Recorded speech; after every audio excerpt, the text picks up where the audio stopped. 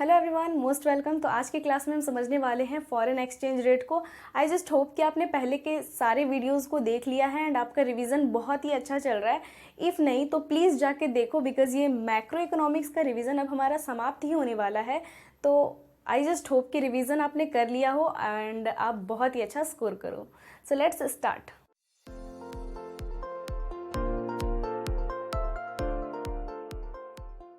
सबसे पहले जो हमें समझना है दैट इज कि फॉरेन एक्सचेंज रेट है क्या। तो देखो, जैसे अभी मान लो कि डॉलर का कीमत 81 रुपीज़ है और आप अगर $1 लेना चाहते हो तो $1 लेने के लिए आपको 81 इंडियन रुपीज़ देने होंगे ना, 81 रुपीज़ उनको पे करने होंगे। तो यही रेट को बोलते हैं हम फॉरेन एक्सचेंज रेट। जिस रेट पे हम अपनी डोमेस्टिक करेंसी को देकर दूसरे कंट्री की करेंसी को परचेस करते हैं, वो रेट हमारा कहलाता है फॉरेन एक्सचेंज रेट। ये इतना ही सिंपल है, बट हमें इसमें थोड़ा सा वाइड पढ़ना है, समझना है। तो चलो इसे समझते हैं। सबसे फर्स्ट जो है वो है foreign exchange rate refers to the rate at which 1 unit of foreign currency can be exchange for number of units in domestic currency. मतलब ये एक वैसा रेट है जिस रेट पे हम किसी दूसरे कंट्री की करेंसी को परचेस कर सकते हैं, ले सकते हैं अपने कंट्री के करेंसी को देकर। ठीक है, डोमेस्टिक करेंसी का मतलब यहाँ पे यही है, अपने कंट्री के करेंसी को देकर जब हम किसी दूसरे कंट्री के करेंसी को परचेस करते हैं तो वो रेट आपका कहलाता है foreign exchange rate. For example कि यदि $1 हमें परचेस करना है तो इसके लिए हमें 81 रुपीज़ जो है वो पे करने होंगे। तो ये जो 81 रुपीज़ पे करने पड़े, this is foreign exchange rate. ठीक है, एंड अगर हमें ₹1 चाहिए, ठीक है, इफ़ आई वांट 1 रुपी, अगर कोई फॉरेनर जो है वो हमारे कंट्री का पैसा खरीदना चाहेगा तो उन्हें 1/81 पे करने पड़ेंगे। ठीक है, क्योंकि हमारा जो ये रुपया है वो बहुत ही नाजुक है भी डॉलर के सामने, है ना। बट कोई बात नहीं, हमें समझना है फॉरेन एक्सचेंज रेट, तो हम ये समझ रहे हैं। Then the thing is types of foreign exchange rate. Foreign exchange rate कितने तरह के होते हैं? तो जनरली ये 3 तरह के होते हैं। सबसे फर्स्ट जो होते हैं उन्हें हम बोलते हैं fix exchange rate. Fix exchange rate जो है वो गवर्नमेंट के द्वारा तैयार किया जाता है। ठीक है, मतलब गवर्नमेंट के द्वारा ये रेट फिक्स किया जाता है बाई गवर्नमेंट। ठीक है, एंड ये आप चेंज नहीं कर सकते। जो गवर्नमेंट ने एक बार फिक्स कर दिया वो कर दिया। ठीक है, ये आप पे डिपेंड नहीं करता है। ये क्या है आपका, इसका मेरिट्स एंड डिमेरिट्स को हमें समझना है। तो मैंने यहाँ लिख रखा है, merits are promotes international investment. इससे क्या होता है कि इंटरनेशनल इन्वेस्टमेंट को प्रमोशन मिलता है। मतलब हम प्रमोट करते हैं इंटरनेशनल इन्वेस्टमेंट को। यहाँ से अगर आप किसी दूसरे कंट्री के किसी यूएस में मान लो आप इन्वेस्ट करना चाहते हो वहाँ के कंपनीज में, तो आप ये कर सकते हो। ठीक है, ये बहुत ही ईजी किया गया, प्रमोट करते हैं इसे। Stability in exchange rate. Exchange rate जो है वो आपका स्टेबल है, समान है। ठीक है, अब ऐसा नहीं है कि कभी बढ़ा दिया जाएगा कभी घटा दिया जाएगा, ऐसा नहीं है। गवर्नमेंट जो एक बार फिक्स कर दी वो कर दी, वो जब चाहे गवर्नमेंट उसमें चेंज कर सकती है, उसे बढ़ा सकती है, उसे घटा सकती है। It's totally depend on government. Okay, it's not free. Then prevent speculative activities. Speculative activities का मतलब है कि कोई भी किसी तरह का कोई छल वगैरह नहीं होता है, किसी तरह का कोई भी रॉबिंग वगैरह, मतलब कुछ बैड एक्टिविटीज़ जो है वो नहीं होता है। ठीक है, देन इसके डिमेरिट्स क्या हैं? ये सारे मेरिट्स थे, अब डिमेरिट्स हैं। Huge hold reserve required. पहले क्या होता था ना कि ऐसे अपने देश के करेंसी में हम एक्सचेंज नहीं कर पाते थे। ठीक है, मतलब अपने डोमेस्टिक करेंसी का यूज़ नहीं होता था बल्कि गोल्ड का यूज़ होता था। तो पहले लोग जो है मतलब गोल्ड देकर मतलब किसी दूसरे कंट्री के करेंसी को लेते थे। तो इससे क्या होता था कि जो कंट्रीज़ हैं उनके पास गोल्ड का बहुत ज़्यादा रिजर्व हो गया, मतलब गोल्ड उनके पास अधिक हो गया। ये डिमेरिट है।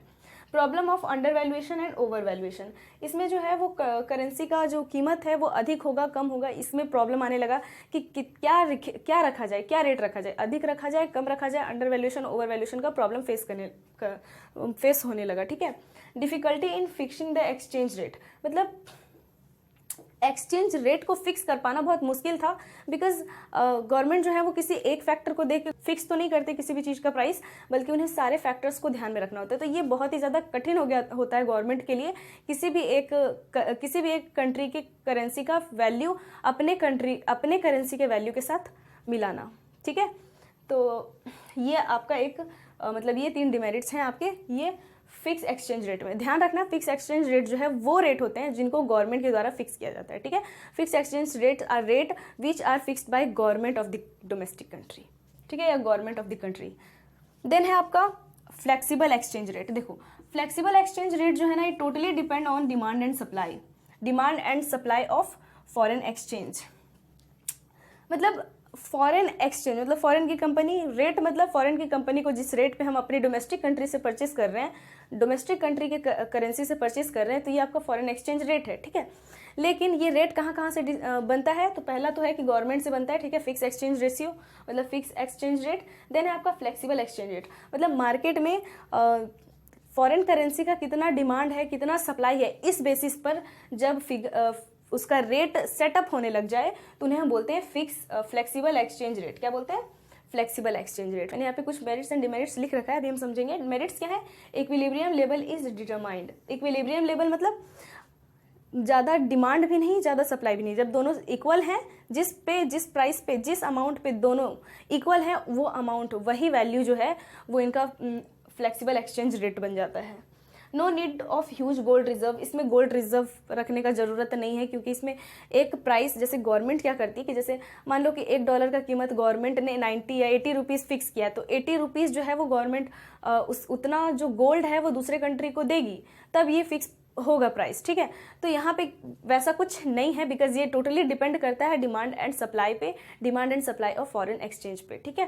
Then it is no unwanted control of government, इसमें गवर्नमेंट का कोई अनवांटेड कंट्रोल नहीं है, इस पर टोटली कंट्रोल जो है वो फाइनेंशियल मार्केट का है, डिमांड एंड सप्लाई का है। ये बिल्कुल फ्री है, मतलब फ्री, ठीक है, फ्री मतलब पैसे से फ्री नहीं, फ्री है, ठीक है, आज़ाद है। Then no problem of under valuation and over valuation, इसमें अंडर वैल्यूएशन ओवर वैल्यूएशन का जरूरत ही नहीं पड़ता, बिकॉज ये खुद ही इसका जो प्राइस है वो आ जाता है, खुद ही इसका जो रेट है वो निकल कर आ जाता है डिमांड एंड सप्लाई से, ठीक है। देन इट इज़ डिमेरिट्स, कुछ डिमेरिट्स हैं। Instability in the exchange ratio, इसमें कभी भी जो है वो इनस्टेबिलिटी आ सकता है, मतलब रेशियो कभी भी चेंज हो सकता है, क्योंकि कभी भी देखो मार्केट में डिमांड एंड सप्लाई तो बढ़ता घटता रहता है, तो प्राइस जो रेट है वो भी बढ़ता घटता रहेगा, तो ये पूरा तरीका से स्टेबल नहीं है, ठीक है, as comparison to fix exchange ratio, fix exchange rate, okay. Speculative activities, इसमें स्पेकुलेटिव एक्टिविटीज़ हो सकते हैं, बिकॉज ये बिल्कुल चेंज होता रहता है, ठीक है।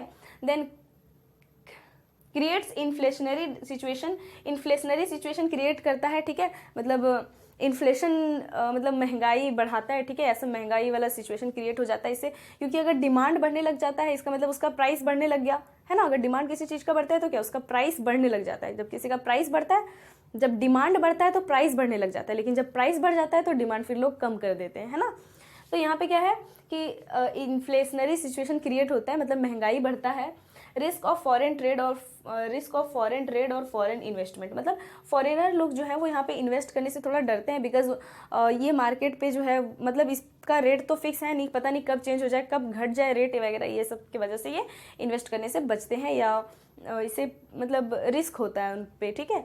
देन है आपका मैनेज्ड फ्लोटिंग और डर्टी फ्लोटिंग रेट, ये क्या होता है? तो ये दोनों का मिक्सअप होता है, फिक्स एक्सचेंज का और फ्लेक्सिबल एक्सचेंज रेट का जो होता है, ये होता है डर्टी फ्लोटिंग, या फिर आप बोल सकते हो मैनेज्ड फ्लोटिंग। इसमें क्या होता है कि अगर आपकी कंट्री का मतलब किसी डोमेस्टिक कंट्री का रेट मतलब करेंसी जो है वो कम पड़ जाता है, मतलब बहुत ही ज़्यादा गिर जाता है, बहुत ही ज़्यादा डेप्रिसिएट हो जाता है, तो जो गवर्नमेंट है वो इसे अपना एक फिक्स रेट से ठीक करती है, और इसमें जो है वो सप्लाई करती है और फॉरेन कंपनीज का, ठीक है। तो ये आपका कहलाता है मैनेज फ्लोटिंग और डर्टी फ्लोटिंग।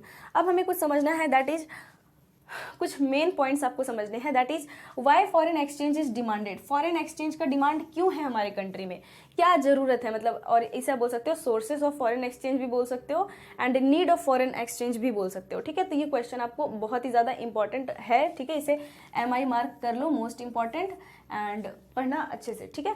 देन देखो क्या है फॉरेन एक्सचेंज मतलब फॉरेन करेंसी जो है वो क्यों जरूरी है हमारे लिए। तो it's important because to purchase goods and services from other countries, क्योंकि हमें दूसरे कंट्रीज से गुड्स एंड सर्विसेज परचेज करने हैं, तो अपना कंट्री का पैसा देंगे तो वो लेंगे क्या? नहीं, वो नहीं लेंगे। इसलिए नहीं लेंगे क्योंकि उनको अपने कंट्री का करेंसी चाहिए। तो हमें अगर किसी और कंट्री के करेंसी, जैसे मान लो कि मुझे अगर किसी को गुड्स बेचना है दूसरे कंट्री में, तो मैं वहाँ का पैसा लेके क्या करूँगी? मैं तो वही करेंसी लूँगी ना जो मेरे कंट्री में चलेगा, राइट। तो इन सभी चीज़ों पे ध्यान देना है थोड़ा। To purchase goods and services from other country, to purchase assets in other country, मान लो मैं दूसरे कंट्री में अपना बिजनेस स्टैब्लिश करना चाहती हूँ, या अपना कुछ प्लॉट लेना चाहती हूँ, कुछ भी मैं अपने कोई भी एसेट्स में परचेज करना चाहती हूँ दूसरे कंट्री में, तो उसके लिए भी तो मुझे उस कंट्री का करेंसी चाहिए ना। तो यस, इसलिए भी हमें फॉरेन एक्सचेंज जो है वो बहुत ज़्यादा डिमांडिंग है अभी मार्केट में हमारे। वैसे भी यहाँ पे क्योंकि हमारा रुपये जो है वो बहुत ज़्यादा कमज़ोर है, वीक है, दैट्स वाई लोग अब्रॉड भी चले जाते हैं ना अर्निंग करने के लिए, सो दैट कि ज़्यादा अर्निंग हो सके as comparison to India. Then gifts and grants send to other countries, मतलब मान लो कि मुझे दूसरे कंट्री में किसी को गिफ्ट भेजना है, ठीक है, तो यहाँ का तो कुछ से होगा नहीं ना, दूसरे कंट्री में भेजना है मतलब दूसरे कंट्री का करेंसी चाहिए, तो इसलिए भी डिमांडिंग है। फॉर फॉरेन टूर्स, मान लो कि मुझे कहीं फॉरेन टूर पे जाना है, मान लो मैं यूएस गई या कहीं भी कोई भी कंट्री गई, तो वहाँ पे जाके मैं इंडियन रुपी दूंगी तो वो चलेगा क्या? नहीं, बिल्कुल नहीं चलेगा, बिकॉज क्योंकि वहाँ पे वही का करेंसी चलेगा। अगर हम दूसरे कंट्री वाले भी यहाँ आके अपने कंट्री का करेंसी देंगे तो हम नहीं लेंगे, बिकॉज हमें अपने कंट्री का करेंसी चाहिए जो कि यहाँ पे चलता है, राइट ना। Then the thing is for payment of international loans, मान लो कि हमारे कंट्री ने किसी दूसरे इंस्टीट्यूशन से या किसी दूसरे इंस्टीट्यूशन मतलब किसी दूसरे कंट्री से लोन ले रखा है, तो उन्हें पेमेंट करने के लिए हमें जो है वो फॉरेन एक्सचेंज चाहिए। हमारे अपने कंट्री के करेंसी से कुछ नहीं होने वाला वहाँ, ठीक है। देन देखो एक बात हमेशा ध्यान रखना कि there is always inverse relationship between demand for foreign exchange and foreign exchange rate. एक demand for foreign exchange and foreign exchange rate दोनों के बीच इनवर्स रिलेशनशिप है। जैसे अगर फॉरेन एक्सचेंज रेट बढ़ता चला जाता है तो डिमांड जो है वो कम हो जाएगा इसका, ठीक है। अगर फॉरेन एक्सचेंज रेट बढ़ेगा तो डिमांड जो है वो इसका कम हो जाएगा। वैसे ही जैसे कि प्राइस और डिमांड का है, जैसे प्राइस अगर इंक्रीज होता है तो डिमांड हम कम कर देते हैं, सेम थिंग यहाँ पे भी लागू होता है। अगर फॉरेन एक्सचेंज का रेट बढ़ रहा है, ठीक है, उसका रेट बढ़ रहा है तो डिमांड उसका ऑटोमेटिक कम हो जाएगा। ये इनवर्स रिलेशनशिप इसमें चलता है। देन अगर ये चीज हमेशा, और एक चीज और ध्यान रखना, there is direct relationship between the supply of foreign exchange and foreign exchange rate, ठीक है। इसमें फॉरेन एक्सचेंज रेट और सप्लाई ऑफ फॉरेन एक्सचेंज दोनों में डायरेक्ट रिलेशनशिप चलता है। मतलब कि अगर फॉरेन एक्सचेंज रेट बढ़ रहा है तो सप्लाई भी उसका बढ़ेगा। मतलब अगर जैसे वही जो सप्लाई और प्राइस का है, जैसे प्राइस जो है वो बढ़ेगा तो लोग सप्लाई और करने लग जाते हैं और ज़्यादा उस कीमत पे बेचने लग जाते हैं। तो वही यहाँ पे भी फॉलो होता है कि अगर फॉरेन एक्सचेंज रेट बढ़ रहा है तो ज़्यादा हम सप्लाई करना चाहते हैं, ठीक है। हम ज़्यादा चाहते हैं कि हमारे पास जो है वो फॉरेन एक्सचेंज आए, राइट। तो ये चीज 2 पॉइंट ये हमेशा ध्यान रखना, ठीक है। Then why foreign exchange is supplied, foreign exchange का सप्लाई होना क्यों जरूरी है कि हमारी कंट्री में फॉरेन एक्सचेंज आए, ठीक है। क्यों सप्लाई होना जरूरी है? तो सप्लाई इसलिए to exports of the country to rest of the world, ताकि हम अपने कंट्री से बाकी वर्ल्ड के बाकी कंट्रीज में एक्सपोर्ट कर सकें। क्योंकि हमारे कंट्री से तो नहीं होगा, जिस कंट्री में भेज रहे हैं उस कंट्री का करेंसी चाहिए, तो ये यहाँ पे है कि इसलिए इसमें जो है फॉरेन एक्सचेंज सप्लाई किया जाता है। Then foreign direct investment, FDI, मतलब हम अगर फॉरेन में इन्वेस्ट करना चाहते हैं तो भी हमें फॉरेन एक्सचेंज चाहिए, राइट। इसलिए ये सप्लाई जरूरी है। Gift donation received by abroad, ताकि हम गिफ्ट और डोनेशन जो है वो अब्रोड से रिसीव करते हैं तो उस तरीके से भी हमारे कंट्री में फॉरेन एक्सचेंज आता है। By tourist come to the domestic country, जब टूरिस्ट जो है वो हमारे कंट्री में आते हैं तब भी हमें फॉरेन एक्सचेंज आता है, सप्लाई होता है हमारे कंट्री में। Then it's equilibrium rate of exchange. Equilibrium rate of exchange क्या है? इक्विलिब्रियम का मतलब होता है इक्वल, ठीक है, इक्वल रेट ऑफ एक्सचेंज। इसमें क्या है कि जब demand and supply of foreign exchange is same, then it is called equilibrium rate of exchange. जब डिमांड और सप्लाई जो है वो सेम होता है, एक ही पॉइंट पर होता है, तब हम उसे बोलते हैं equilibrium rate of exchange. Like इस तरीके का कर्व हमारा बनता है, यहाँ से हमारा सप्लाई जाता है, ठीक है, एंड यहाँ से हमारा ऐसे डिमांड जाता है, तो ये जो पॉइंट है ये आपका कहलाता है equilibrium rate of exchange. Okay, ये पॉइंट आपका कहलाता है इक्विलिब्रियम रेट ऑफ एक्सचेंज। और इस रेट पे जो है, इस रेट के बेसिस पे जो है बाकी इसके प्राइस को जो है वो गवर्नमेंट फिक्स करती है, ठीक है। ये बहुत ज़्यादा इंपॉर्टेंट है, इस चीज़ को भी MI मार्क कर लो। मतलब अभी जो जितनी भी चीज़ें बता रही हूँ ना, सारे MI है, मार्क करते जाना, ठीक है, most important. Depreciation of domestic country और एप्रिसिएशन ऑफ फॉरेन कंट्री, इसका मतलब क्या है? इसका मतलब ये है कि मान लो कि पहले $1 का कीमत जो है वो 50 रुपीज था, ठीक है, लेकिन अब $1 का कीमत जो है वो 70 रुपीज हो गया। डॉलर वहीं का वहीं है, पहले भी 1 था अभी भी 1 है, लेकिन रुपीज में चेंजिंग हो गया। पहले 50 था अब 70 है। मतलब $1 देकर पहले फॉरेनर्स जो हैं वो $1 देकर 50 रुपए का चीज खरीदते थे, अब वो $1 देंगे और 70 रुपए का चीज खरीदेंगे। समझे? मतलब हमारा पैसा जो है, हमारा जो करेंसी है वो यहाँ पे कमजोर पड़ रहा है ना। पहले 50 ही देना पड़ता था, $1 दे, 50 रुपये में हम $1 खरीद सकते थे, लेकिन अब 70 रुपये देंगे तब हमें $1 मिलेगा। तो इससे क्या होता है, ये जो है इसका मतलब है कि हमारा करेंसी जो है वो कम पड़ रहा है उसके सामने। धीरे धीरे ये डॉलर जो है वो $1 का कीमत फिर 90 हो जाएगा, इस तरीके से बढ़ता चला जाएगा। मतलब हमारा करेंसी जो है वो दिन दिन दिन कमज़ोर होता चला जा रहा है डॉलर के सामने।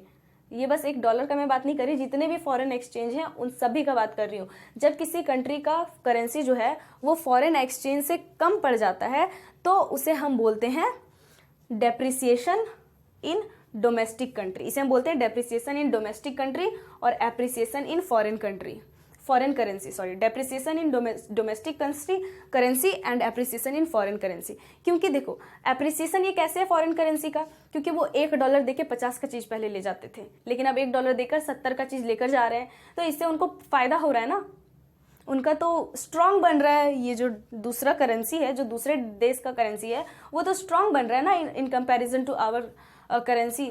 तो ये आपका कहलाता है डेप्रिसिएशन ऑफ डोमेस्टिक करेंसी, ठीक है। अब देखो वैल्यू कम हो जाना, ठीक है, डोमेस्टिक करेंसी का वैल्यू कम हो जाना in comparison to foreign currency, ये आपका कहलाता है डेप्रिसिएशन ऑफ डोमेस्टिक करेंसी और एप्रिसिएशन ऑफ फॉरेन करेंसी, ठीक है। रीजंस क्या है इसके भाई, क्यों ऐसा होता है? तो increase in demand of foreign currency, क्योंकि डिमांड जो है वो फॉरेन करेंसी का बहुत बढ़ गया है। हम चाहते हैं कि हम फॉरेन करेंसी में अर्न करें, हम नहीं चाहते कि हमारे पास जो है वो हमारे देश का करेंसी आए। बहुत ज़्यादा उसका डिमांड बढ़ गया है, और डिमांड बढ़ने के कारण हमारा जो अपना जो करेंसी है उसका वैल्यू कम होता चला जा रहा है।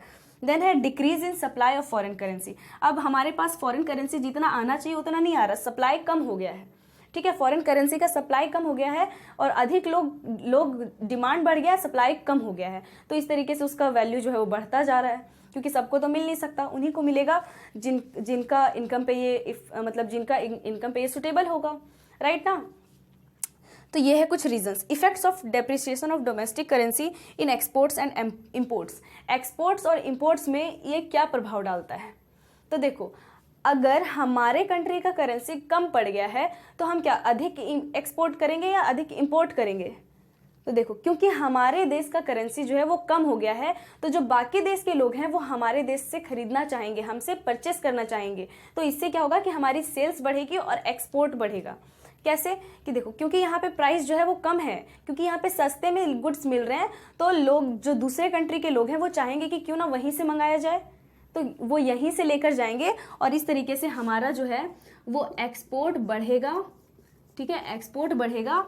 और क्योंकि हम दूसरे कंट्री से परचेस नहीं कर पाएंगे, क्योंकि हमारा जो करेंसी है उसका वैल्यू कम हो गया है। मतलब ये कि जैसे अब चीज़ें महंगी हो गई है तो हम दूसरे कंट्री से नहीं खरीद पाएंगे, क्योंकि अब पहले $1 का कीमत 50 हुआ करता था, तो हम 50 रुपये देकर $1 का वस्तु खरीदते थे, लेकिन अब वही $1 का वस्तु खरीदने के लिए हमें 70 रुपीज़ देने पड़ रहे हैं।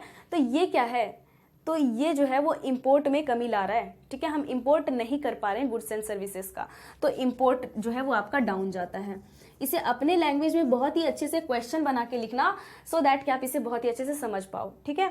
आई जस्ट होप, क्योंकि इस साइड मैंने जितना भी लिखा है ना सारे इंपॉर्टेंट है, MI है, मोस्ट इंपॉर्टेंट है, ठीक है। तो चलो अब दूसरी बातों को समझते हैं। अभी डेप्रिसिएशन हमने समझा, अब हम एप्रिसिएशन को भी समझते हैं। सो नाउ अब हमें समझना है एप्रिसिएशन ऑफ डोमेस्टिक करेंसी और डेप्रिसिएशन ऑफ फॉरेन करेंसी। देखो होता क्या है ना कि जैसे अभी मैंने आपको बोला कि जैसे डेप्रिसिएशन से क्या, डेप्रिसिएशन का मतलब है कि आपका डोमेस्टिक करेंसी का जो वैल्यू है वो कम हो जाता है, लेकिन वहीं अगर डोमेस्टिक करेंसी का वैल्यू इंक्रीज हो जाए, बढ़ जाए, तो उसे हम एप्रिसिएशन ऑफ डोमेस्टिक करेंसी बोलते हैं। और क्योंकि हमारे कंट्री का मतलब डोमेस्टिक कंट्री का जो वैल्यू है वो इंक्रीज हो गया, इसका मतलब है कि जो सामने वाला कंट्री करेंसी है, मतलब जो दूसरे देश का करेंसी है वो कम पड़ गया है, ठीक है। तो ये उसका डेप्रिसिएशन हो गया, ठीक है। जब हमारे करेंसी का डेप्रिसिएशन होगा तो दूसरे करेंसी का एप्रिसिएशन होगा, हमारे करेंसी का एप्रिसिएशन होगा तो दूसरे करेंसी का जो है वो डेप्रिसिएशन होगा, ठीक है। अब देखो क्या है एप्रिसिएशन कैसे होता है। जैसे $1 अगर 70 रुपीज़ का पहले मिल रहा था, वहीं अब $1 का कीमत जो है वो अब 50 का है। मतलब पहले 70 था, अब 50 है। मतलब $1 परचेज करने के लिए पहले 70 रुपये दे रहे थे, अब 50 ही देंगे तो कम हो जाएगा। तो यहाँ पे जो 20 रुपये जो बच रहे हैं 20, ये आपका एप्रिसिएटेड वैल्यू है, एप्रिसिएटेड वैल्यू है हमारी करेंसी का, ठीक है, मतलब वैल्यू बढ़ जाना। देखो वैल्यू बढ़ जाने का मतलब ये नहीं है कि बढ़ा देंगे, जैसे $1 में पहले 10 रुपये आते थे तो अब 20 रुपये आएंगे, इसका मतलब तो ये है कि आपको ज़्यादा देना पड़ रहा है, ये तो डेप्रिसिएशन हो गया ना, कम हो जाएगा वैल्यू, आपको कम देने पड़ेंगे, ठीक है। तो ये आपका कहलाता है क्या, एप्रिसिएशन इन डोमेस्टिक करेंसी। ओके, अब देखो इसके रीज़न क्या है, तो रीज़न ये है कि लोग अब उसका डिमांड करना कम कर दिए, अब लोग जो है वो अपने डोमेस्टिक करेंसी का ही ज़्यादा डिमांड कर रहे हैं। देखो लिखा है मैंने, decrease in demand for foreign currency, foreign currency के लिए डिमांड जो है वो कम हो गया है। Then increase in supply of foreign currency, और या फिर फॉरेन करेंसी जो है वो बहुत अधिक मात्रा में हमारे कंट्री में सप्लाई होने लगा है, तो सबके पास आ गया है, तो लोग अब डिमांड नहीं कर रहे, तो इसको जो है वैल्यू कम हो गया, ठीक है। Then effects of appreciation, then है effects of appreciation of domestic currency on exports and imports, मतलब इसका एक्सपोर्ट और इम्पोर्ट पे क्या प्रभाव पड़ता है। तो मैंने यहाँ पे आपको बोला कि जब अगर करेंसी, हमारे करेंसी का कीमत कम हो रहा था तो दूसरे कंट्री वाले लोग जो है वो हमसे ज़्यादा परचेस कर रहे थे, जिससे हमारा एक्सपोर्ट बढ़ रहा था। वही यहाँ पे क्या है, क्योंकि हमारे कंट्री का करेंसी जो है वो बढ़ रहा है और उनका कम हो रहा है, तो वो अब हमसे परचेस नहीं करेंगे ज़्यादा, क्योंकि अब हमारे प्रोडक्ट जो है वो उनके लिए महंगे हो गए, तो वो अब हमसे अधिक प्रोडक्ट एक्सपोर्ट नहीं करेंगे, तो हमारा एक्सपोर्ट जो है वो कम होगा। तो यहाँ पे अपोजिट चलेगा, हमारा एक्सपोर्ट जो है वो डाउन होगा। वहीं हम जो है, क्योंकि हमारा वैल्यू, मतलब हमारा जो करेंसी है वो अधिक हो चुका है, तो अब हम दूसरे कंट्री से प्रोडक्ट आसानी से परचेज कर सकते हैं, इसलिए हमारा जो है वो इम्पोर्ट बढ़ेगा, ठीक है। मतलब हम दूसरे कंट्री से प्रोडक्ट जो है वो आसानी से परचेज कर सकते हैं, इंपोर्ट बढ़ेगा, ठीक है। ये चीज़ को ध्यान में रखना एंड अपने ओन लैंग्वेज में लिख लेना, ठीक है, सो दैट कि आपका एक तैयारी हो जाए। Difference between devaluation and depreciation of domestic country. देखो डेप्रिसिएशन क्या है समझ में आ गया, लेकिन डीवैल्यूएशन क्या है इसे हमने अभी तक नहीं समझा, तो इसे समझते हैं। डीवैल्यूएशन क्या है, तो देखो बेसिस डीवैल्यूएशन क्या होता है, डेप्रिसिएशन क्या होता है। तो डीवैल्यूएशन क्या है, it refers to the fall, देखो मैंने लिखा है, it refers to the fall of price of domestic currency under fixed exchange rate system. Fix exchange rate system के अंदर जब हमारे करेंसी का वैल्यू कम हो जाता है तो उसे हम डिवैल्यूएशन बोलते हैं। फिक्स एक्सचेंज रेट सिस्टम मतलब जब एक्सचेंज रेट जो है वो गवर्नमेंट तैयार करते हैं, गवर्नमेंट फिक्स करते हैं, तो उसे हम फिक्स एक्सचेंज रेट सिस्टम बोलते हैं। और जब फिक्स एक्सचेंज रेट सिस्टम में हमारे कंट्री का वैल्यू जो है, हमारे करेंसी का वैल्यू मतलब डोमेस्टिक करेंसी का वैल्यू कम हो जाता है, तो उसे हम बोलते हैं डिवैल्यूएशन। वहीं डेप्रिसिएशन में क्या है, तो अभी मैंने बताया कि it refers to the fall in price of domestic country, इसमें भी डोमेस्टिक करेंसी मतलब इसमें भी हमारे डोमेस्टिक करेंसी का जो वैल्यू है वो कम ही हो रहा है, बट इसका बस सिस्टम अलग है। इसका सिस्टम क्या है, under flexible exchange rate system. Flexible मतलब यहाँ पे गवर्नमेंट रेट फिक्स नहीं कर रहे, बल्कि अपने से रेट जो है वो डिमांड एंड सप्लाई के आधार पे चेंज हो रहा है, ठीक है। देन है एक्सचेंज रेट और सिस्टम, तो देखो it was in fix exchange rate system, ये जो है वो फिक्स एक्सचेंज रेट सिस्टम में था, ठीक है। And it was in flexible exchange rate system, ये जो है वो फ्लेक्सिबल एक्सचेंज रेट सिस्टम में है, ये पहले मैंने अभी आपको बताया। कंट्रोल, तो इस पर टोटल कंट्रोल जो है गवर्नमेंट का होता है, it is under the control of government, ये गवर्नमेंट के अंदर कंट्रोल में होता है, ठीक है। इसका रेट प्राइस सारी चीज़ें जो है वो गवर्नमेंट फिक्स करते हैं। Whereas it is under the control of market forces और डिमांड एंड सप्लाई, ये जो है वो मार्केट फोर्सेस या डिमांड एंड सप्लाई पे निर्भर करता है, ठीक है। अब हमें समझना है फॉरेन एक्सचेंज मार्केट के बारे में, ठीक है। देखो फॉरेन एक्सचेंज मार्केट क्या है, तो it is a market for foreign currencies, ये करेंसीज है यहाँ पे, ठीक है। ये मार्केट है फॉरेन करेंसीज के लिए, मतलब जब सारे दूसरे कंट्री के लोग जो हैं वो एक दूसरे से इंपोर्ट एक्सपोर्ट करते हैं, तो सारे कंट्रीज़ को जो है वो अलग अलग कंट्री के करेंसीज चाहिए ना, तो इसके लिए एक तो मार्केट होना चाहिए, क्या कहीं से तो हमें मिले करेंसी, तो ये मिलेगा आपको फॉरेन एक्सचेंज मार्केट से, ठीक है। Where foreign currencies are purchase and sold, जहाँ पे हम फॉरेन करेंसी ले सकते हैं, दे सकते हैं, ठीक है, परचेज कर सकते हैं, सेल कर सकते हैं बहुत ही आसानी से। ये क्या है फंक्शन, इसका क्या है, functions of foreign exchange market, international transfer of foreign currency, मतलब फॉरेन करेंसी को पूरे वर्ल्ड वाइड में ट्रांसफर करना, ठीक है। किसी भी कंट्री को किसी भी कंट्री की करेंसी चाहिए तो उन्हें आसानी से प्रोवाइड करवाना या लेना, ठीक है, ये सारी काम जो है वो ये फंक्शन जो है वो फॉरेन एक्सचेंज का है।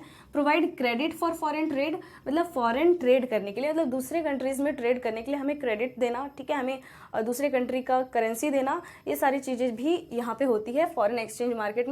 Hedging foreign exchange risk, hedging foreign exchange risk का मतलब है कि मान लो कि किसी का प्राइस बाद में बढ़ने वाला है, तो यहाँ से हम अभी बुक करके रख लेते हैं, ये वाला सिस्टम यहाँ पे चलता है, ठीक है। देन है आपका types of foreign exchange market.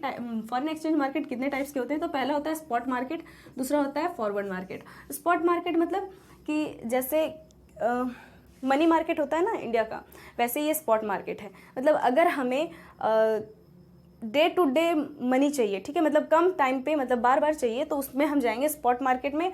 और अगर हमें फ्यूचर में चाहिए तो हम जाएंगे फॉरवर्ड मार्केट में, ठीक है। अभी जाएंगे और फ्यूचर के लिए बुक कर लेंगे तो वो हमारा फॉरवर्ड मार्केट में हो जाएगा। स्पॉट मार्केट में जो रेट डिसाइडेड होता है उसे हम स्पॉट रेट ऑफ एक्सचेंज बोलते हैं। वहीं अगर फॉरवर्ड मार्केट में होता है तो उसे हम फॉरवर्ड रेट ऑफ एक्सचेंज बोलते हैं। ओके, आई होप कि आपको ये क्लास समझ में आ गया बहुत ही अच्छे से, फॉरेन एक्सचेंज रेट।